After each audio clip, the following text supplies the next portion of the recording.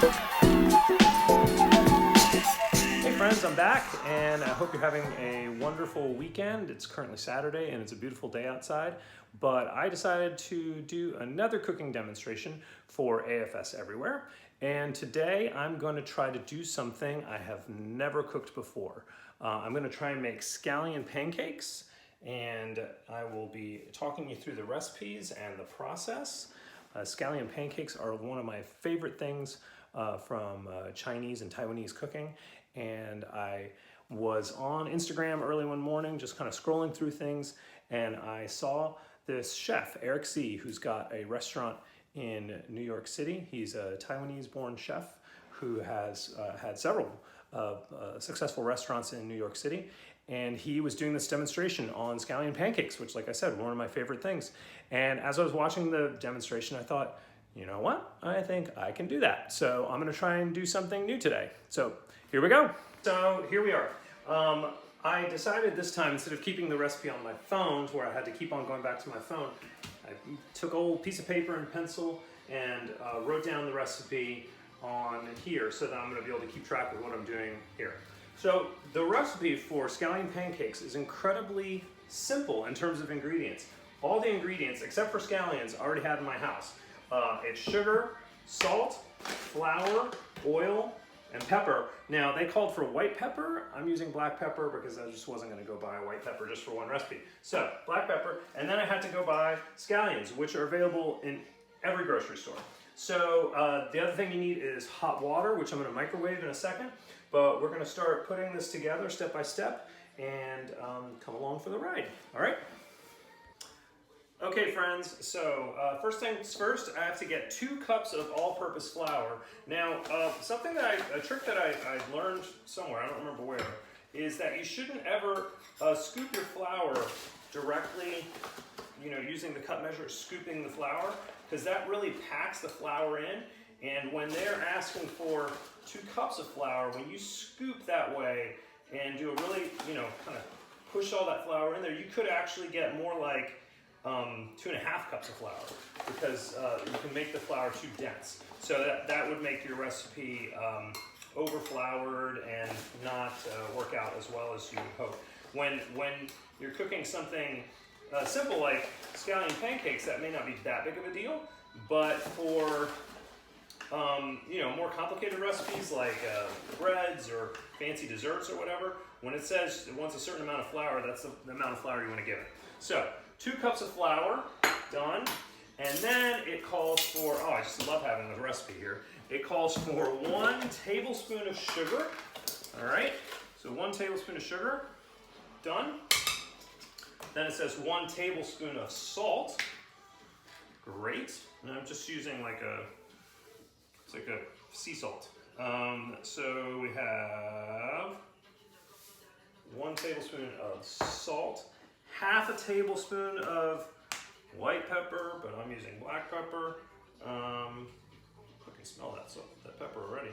So that's about half a tablespoon. And okay, so once you've got those 4 ingredients together, it says it wants you to mix it together. So I'm just using a fork. While I put in my next ingredient, I'm actually gonna heat up the hot water that's going to go in it. And it says, Eric Z, the chef, said you want it to be hot water because the water is supposed to cook the flour a little bit, cook the proteins down in the flour, which apparently makes her a more layered, flakier pancake, finished product. So the other thing you're supposed to add to this is 1 tablespoon of oil. I've just got good old canola oil. Suppose you could use olive oil too if you wanted. And the reason for the oil, Eric Z says, is because that's what helps to make it crispy. So I put in a tablespoon of oil, and I'm just going to lightly mix it in there. And then by this point, our water should be nice and hot. Let's see. Yep, water's nice and hot. So then, pour the hot water in there, and I'm just gonna mix it a little. Let me see, you can make sure you can see this. It's gonna get clumpy real quick, so I'm just mixing it up in there. And once it starts to kind of come together a little bit, the next step is you're supposed to knead the dough.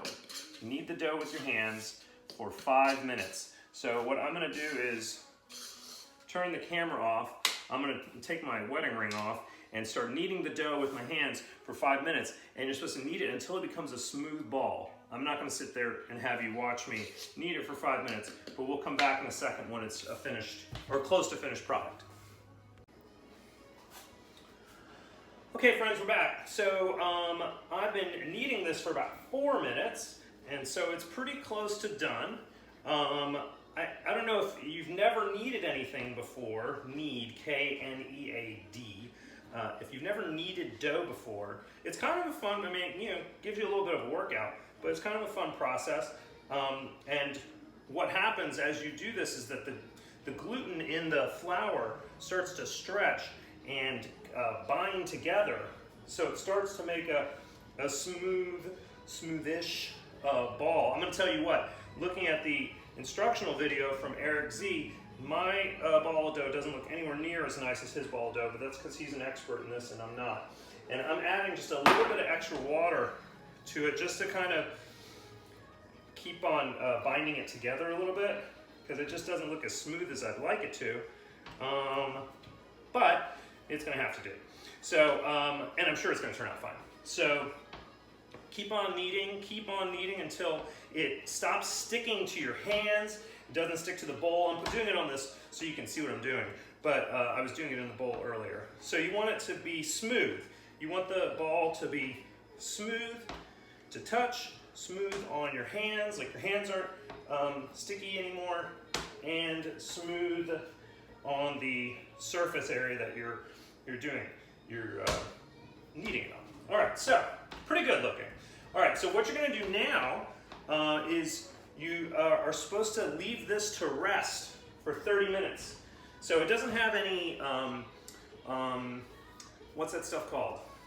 It doesn't have any yeast in it, sorry. It doesn't have any yeast, so it's not gonna rise, but it's supposed to rest, I think, again, just for the glutens to bind in the dough. So he says to let it rest for 30 minutes, so I'm gonna cover it with some saran wrap and put it over on the other counter, and then we're gonna move on to cutting the scallions. Okay friends, we're back. So next step, like I said, was to chop up the scallions. Now scallions, if you've never had them before, they're a kind of onion. They usually grow in our part of the world, they grow in the spring. It's always important when you get food, you know, fresh produce from the store, farmer's market or produce junction or wherever, you wanna wash them really well. And this is especially true for scallions because they're like, you know, they pull them straight out of the ground. Here are the roots, right? So there's sometimes like dirt and stuff that's still attached to the base. So you really want to wash them really well, let them dry, or towel them dry with a paper towel or something like that. So what you need for this recipe are the greens and some of the whites. You don't want to go all the way down to the very end because that starts to get a really, really sharp flavor. But you can cut all of this down and it's all going to be used. So I'm not a super sophisticated chef or anything like that by any means. I like cooking, but I won't pretend that I have like incredible like knife skills. You're not going to see me. I'm not that amazing, but I'm just trying to cut this down as carefully as possible and kind of as thinly as possible, right? You kind of don't want huge, big pieces of scallion. You want a little bit thinly sliced. Now, what was I going to say? Oh, when you're cutting, I've got something before. When you're cutting, you want to cut, I think we all kind of somehow learn to cut pulling the knife towards us, but you actually want to cut away from you as you're cutting. You want to cut like this, push down and away.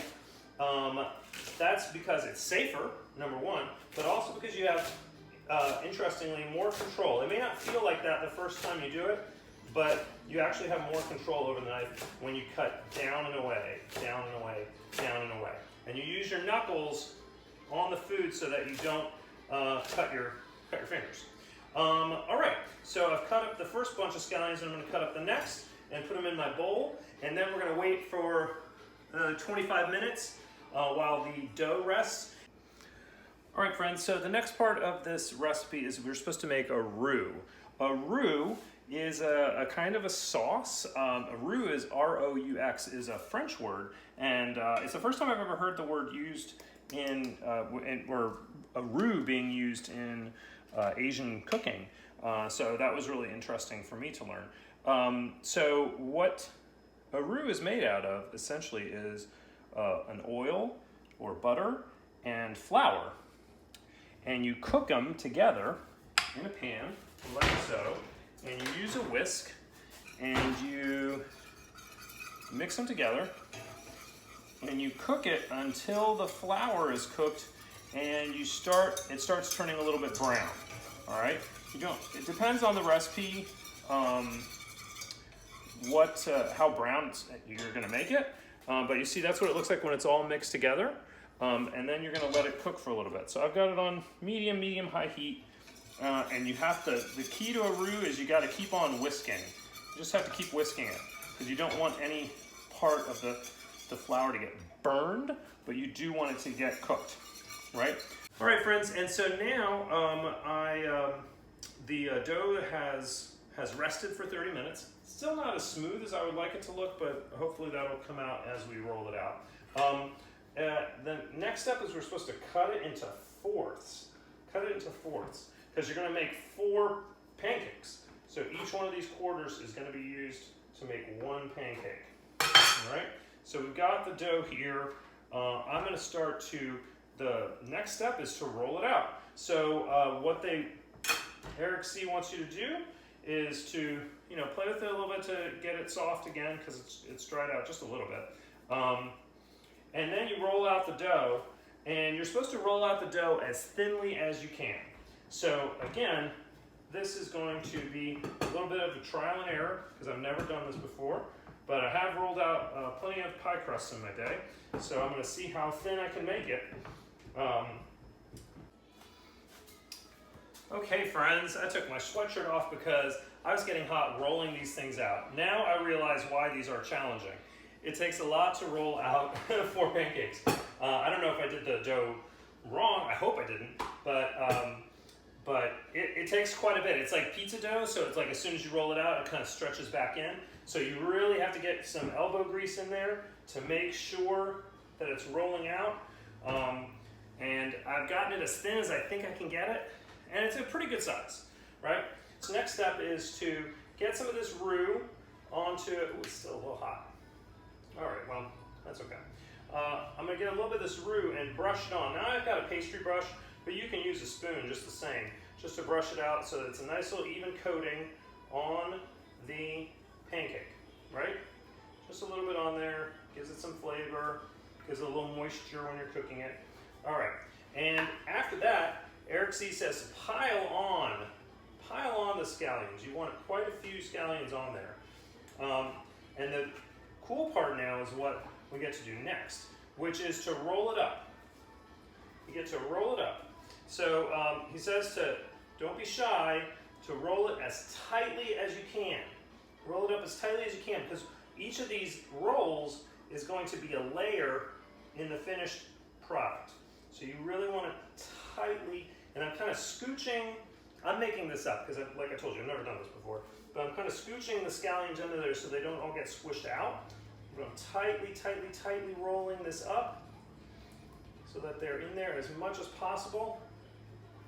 Okay, got them in there. And then he says to pinch the ends and this kind of seal this a little. Now, what he wants you to do next, this is harder than I thought. Okay, now I'm understanding why this isn't so easy. I thought it was going to be easy, the ingredients sure are. What he wants you to do now is to make like pinwheels, to kind of turn them in towards each other, like this. Kind of turn it. All right, I'm going to try it this way, because it's kind of coming apart the other way. So I'm going to turn it this way towards itself on both ends. So both ends are curling in towards each other. And then, so you see how you got like a little elephant ear kind of situation, or a human ear, looks like a human ear.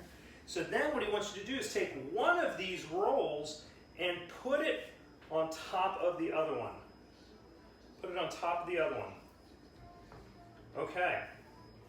So it creates a little ball, and it's got a bunch of layers. So you created a bunch of layers by doing that. And then what you're supposed to do is push it down on top of itself, and then this is supposed to rest again for another 20 minutes. So I'm going to make the other 3. I'm going to roll them together and make 3 more, and then we're going to sit them and let them rest for 20 minutes, and then we'll be back.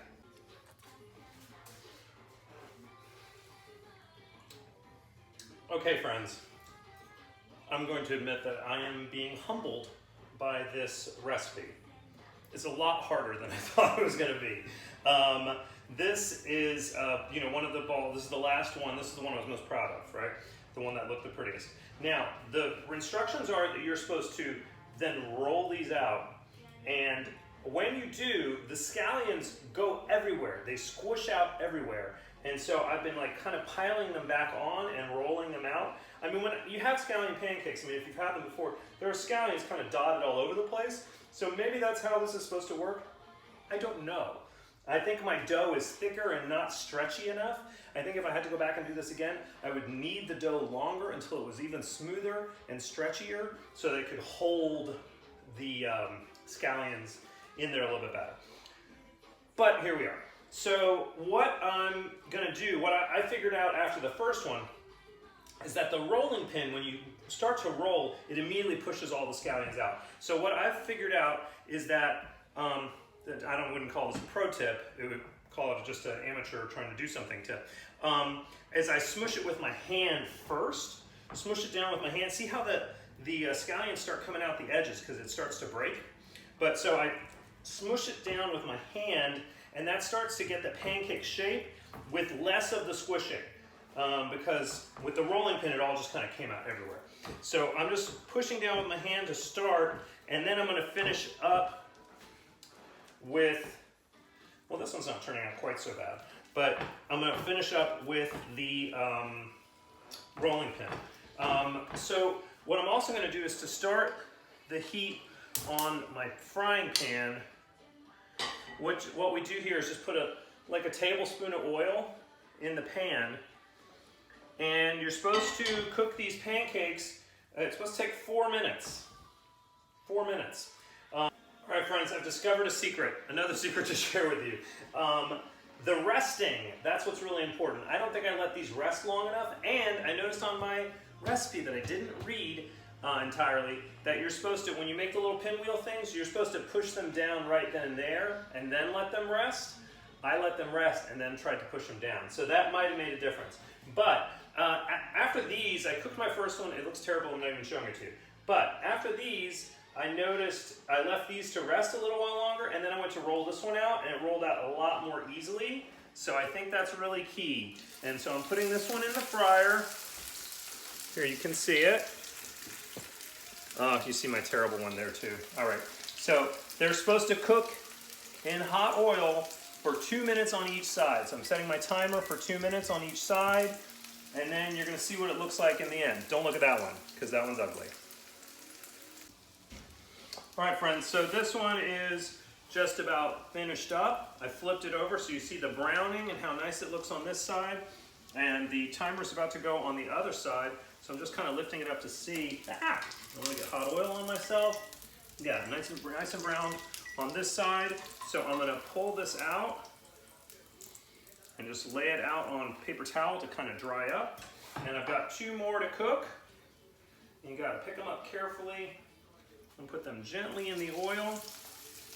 And we're going to be done with them pretty soon. Okay, friends, finished product. There are my 3 scallion pancakes.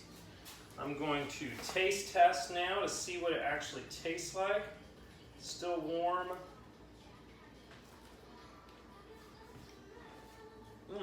Okay. Okay. That's delicious. It's really, really good. You gotta like onion flavor because it's very strong scallion flavor. But, yeah, it tastes really, really good. Very flaky, very crispy on the outside. It is like a pancake, but it's saltier. Really good. All that to say though, this was a really tough recipe. This was a lot harder than I thought it was gonna be. And it wasn't the ingredients, obviously, it was the techniques that you needed to use to make it were just a lot more challenging and a lot of effort. So totally make them if you're really into Asian cuisine and if you want a challenge. But yeah, it was a lot of work. It was a lot more work than I thought it was gonna be. So I would suggest you patronize a local Asian restaurant that makes these, order them, have them for dinner. If you really like them, then maybe pick up the challenge of trying to do these because they're challenging, but they are delicious. All right, friends, this is AFS Everywhere. Hope you enjoyed this crazy video and go and try something on your own that you've never tried before because it was fun. It was a lot of work, but it was fun.